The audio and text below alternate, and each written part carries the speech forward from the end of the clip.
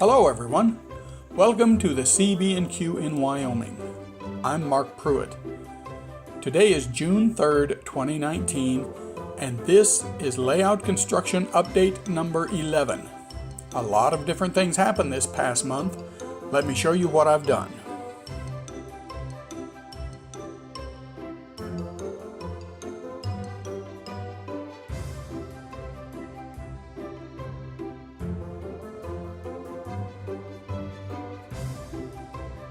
If you recall, in April the main line was extended from Casper towards Powder River.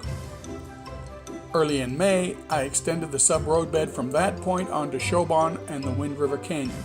It's kind of hard to see in this shot, but the light-colored piece of plywood just to the right of the turnout in the center of the picture is where the turnout for the Chicago and Northwestern branch to Lander will be located. Here's that piece of plywood with a red box highlighting it.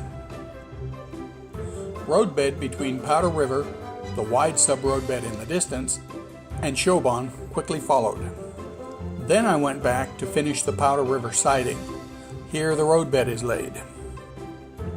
Since sidings on the layout are at a lower level than the main line in most places, as is prototype practice, I built the ramp down from the mainline roadbed to the siding roadbed using my usual technique of layered 1/4 inch masking tape under each rail.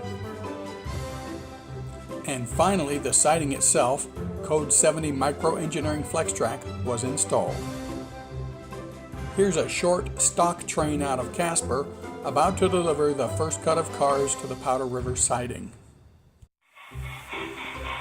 In this clip, the cars are being delivered. This siding is large enough to hold 6 cars plus a drover's caboose, which I don't have one of yet. The stock pens will be sized accordingly.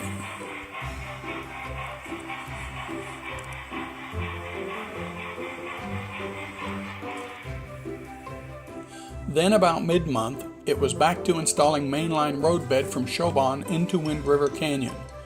The near curve in this view is a 45-inch radius and takes the line into the canyon. Just before the entrance to the canyon, essentially the straight section just beyond the curve, is the Boysen Reservoir area and foothills leading into the canyon.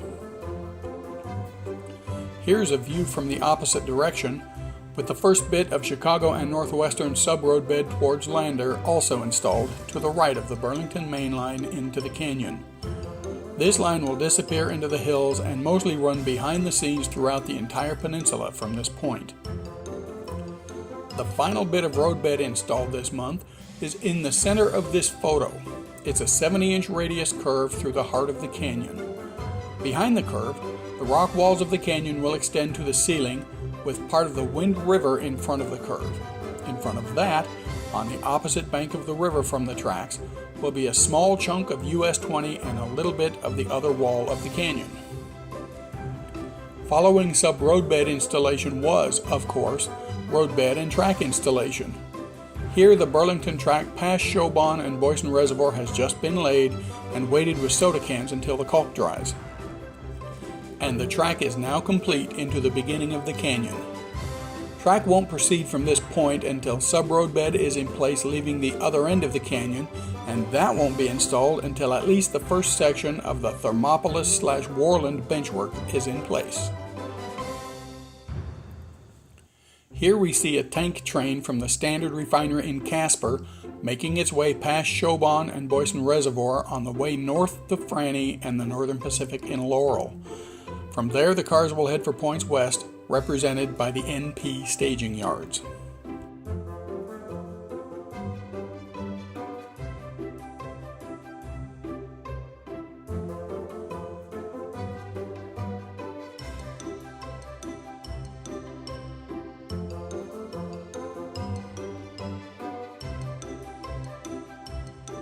Here's a bird's eye view of the same train as it's about to enter the canyon.